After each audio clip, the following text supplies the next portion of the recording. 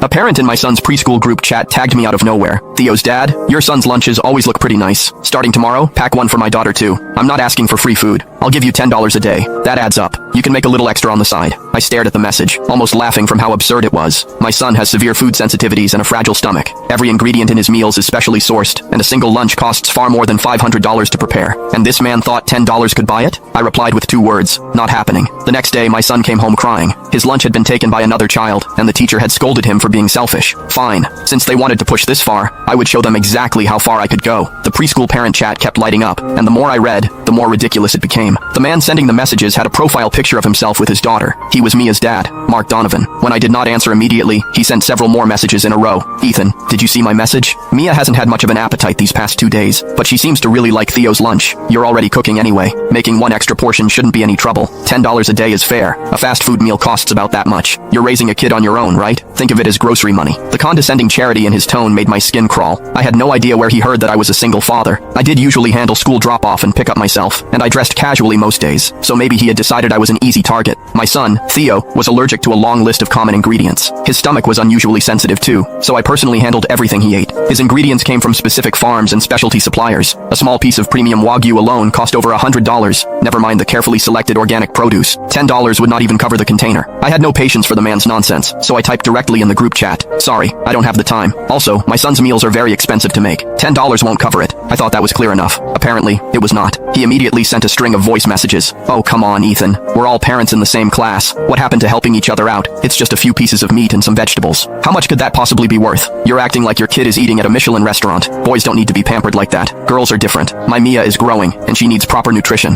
Don't you have any sense of priorities? By the time I finished listening, my temper had shot straight up. What decade was this man living in? I was about to tear into him in the chat when Ms. Walker, the classroom teacher, suddenly jumped in. Ethan, Mark is only thinking of the children. Our class has always encouraged sharing. Since Mia likes Theo's lunch, perhaps you can help out a little. It will also help the children build a closer friendship. Reading her blatantly biased message, my expression went cold. I had just transferred Theo to this preschool because it advertised itself as an elite bilingual academy. I thought the standards would be better. Clearly, I had been wrong. I ignored the rest of the messages and tossed my phone aside. They could say whatever they wanted. I was not making lunch for some stranger's daughter. The next afternoon, I went to pick Theo up from school. The moment I reached the classroom door, I saw him standing alone in the corner, his eyes red and swollen like he had been crying. My heart clenched. I rushed over and pulled him into my arms. Theo, what happened? Who hurt you? As soon as he saw me, he burst into tears. His small hands clutched the front of my shirt. Daddy, I'm hungry. Mia took my lunch. My head buzzed. I prepared Theo's portions carefully every day. They were exactly what he needed. If he had not eaten lunch, that meant he had gone hungry for an entire day. More importantly, with his condition,